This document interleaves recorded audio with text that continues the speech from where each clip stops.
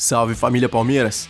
E vamos para os destaques de hoje do nosso Verdão. Tem atualizações sobre reforços. Técnico da seleção elogia o Palmeiras. Palmeirense é destaque na mídia estrangeira e muito mais. Então já deixa seu like, se inscreve no canal e vamos pro vídeo de hoje. E vamos começar falando rapidinho mais um pouco sobre as convocações da seleção brasileira que continuam repercutindo muito. O destaque não ficou apenas para os convocados palmeirenses. Em entrevista coletiva pós-convocação, o técnico interino Ramon Menezes ainda fez questão de elogiar a formação de atletas nas categorias de base e usou o Palmeiras como exemplo, dizendo, abre aspas, acho que o futebol brasileiro é muito voltado para a base. O Palmeiras tem feito isso há uns anos já. É um clube que demorou um pouco para começar, mas tem utilizado muitos jogadores da base, haja visto que tem vários jogadores sendo convocados do Sub-15, Sub-17, vários jogadores no radar, fecha aspas. Legal demais, né?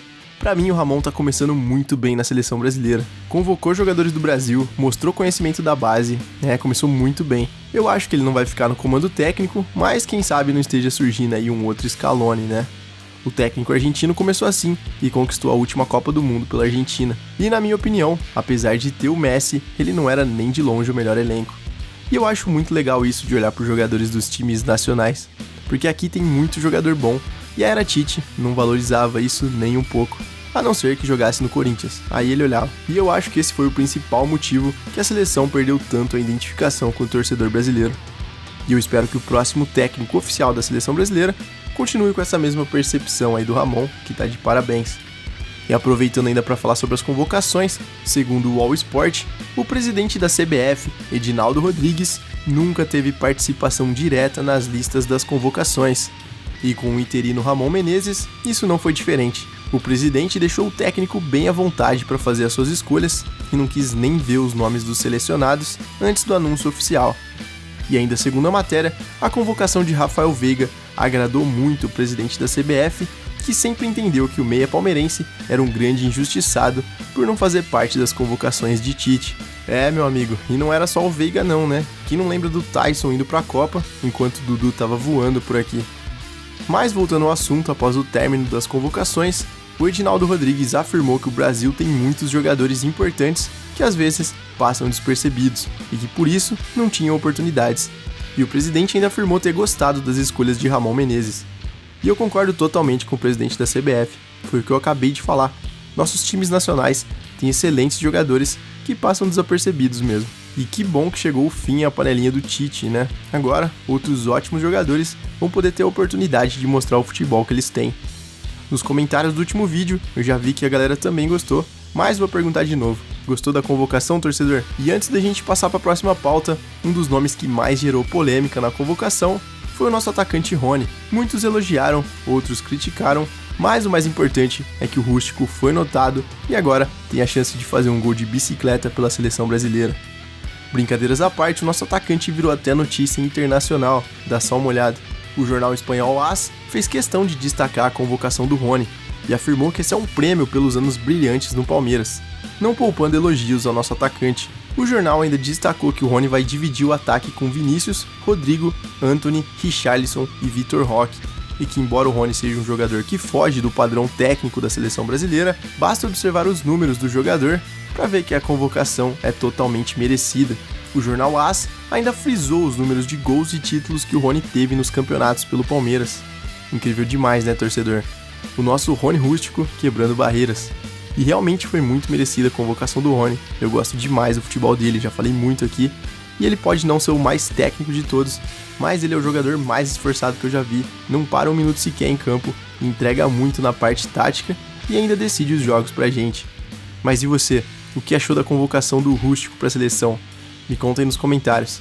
Aproveitando esse papo para falar de seleção, quem não escondeu a frustração de não entrar na lista do amistoso foi o nosso zagueiro Murilo. Em entrevista ao portal Nosso Palestra, o zagueiro afirmou que estava bem ansioso por querer muito essa convocação, mas também disse que tudo é na hora de Deus e que no momento certo ele vai representar a camisa da seleção brasileira. O Murilo ainda aproveitou para falar o quanto estava feliz pelos companheiros convocados, o Everton, Veiga e Rony. Mas principalmente pelo Rony, pela luta e história de vida que o atacante tem. Legal, né? Todo mundo amou essa convocação do Rony. Tanto é que até ofuscou um pouco a do Veiga, mas não deixa de ser muito legal também, né? O zagueiro aproveitou para falar sobre os gols que marcou na última temporada e sobre um período de mais de 2 anos que ele ficou sem marcar gol nenhum. E ainda comentou sobre uma técnica bem curiosa que ele fez para aprender a cabecear melhor. Eu vou deixar um trecho da reportagem do nosso palestra, que inclusive segue eles lá que os caras são bons demais. Uma coisa ali para poder trabalhar mais, eu cheguei a bater até cabeça em armário para poder fechar o olho na hora certa. Eu falei, não, porra, eu tô batendo cabeça em armário, eu não vou cabecear uma bola certa. Então eu fiz esse treinamento ali, foi até um amigo que me indicou, o amigo que jogava lá comigo, ele me falou e eu peguei e falei, não, eu vou bater cabeça também no armário, para quando a bola vir, eu atacar ela e... Oi? Vou fazer em casa aqui para testar na pelada de amanhã. Então, cara, a gente começa a bater ali a cabeça ali no armário e tal, não é uma dor. Que loucura, né? Mas pelo menos deu certo. Temos agora que perguntar pro Gomes se ele também fez isso, porque a dupla gosta de fazer gol, hein? E o nosso zagueirão ainda terminou a entrevista elogiando o Palmeiras e dizendo que foi a melhor escolha da sua vida, que aqui ele se sentiu em casa e que todos os jogadores o ajudaram e se deram muito bem. Que elenco incrível, hein, torcedor? Pode não ser o maior, nem o melhor em termos técnicos, mas eles são todos muito unidos. Eles formaram realmente uma família lá dentro. E isso é incrível demais. E falando em família, a gente também tá criando uma comunidade fantástica aqui nos comentários. E se você estiver curtindo, já deixa seu like, se inscreve no canal que a sua ajuda é muito importante para eu continuar trazendo conteúdos diários aqui para você. E assim, você também garante que vai ficar por dentro de todos os conteúdos diários e reais sobre o nosso Palmeiras. E tudo em primeira mão. Então ativa o sininho e vem fazer parte dessa comunidade incrível. E quem também elogiou o Palmeiras e tá encantada com tudo aqui é a recém-chegada Yamila Rodrigues. A atacante, que foi um dos grandes destaques na estreia da equipe feminina nessa temporada, concedeu uma entrevista ao nosso palestra e descreveu a experiência no Palmeiras como um privilégio. E que quando recebeu a proposta para jogar por aqui, a recebeu muito bem, porque queria mudar os ares e desfrutar do futebol brasileiro. Yamila ainda elogiou a estrutura da academia de futebol e afirmou que foi um sonho jogar no estádio com todos os presentes na estreia, agradecendo a todos pela festa, porque ela se sentiu amada desde o primeiro minuto em campo, e garantiu que a expectativa é ganhar títulos com o Palmeiras. Legal demais, né, torcedor? A atacante realmente jogou muito e eu tenho certeza de que ela fará muito sucesso aqui no Palmeiras. Ela ganhou rapidamente o carinho da torcida, que a apelidou de Soteuda, devido à baixa estatura, cabelo loiro e as características de velocidade e drible. E realmente o estilo de jogo parece mesmo, né?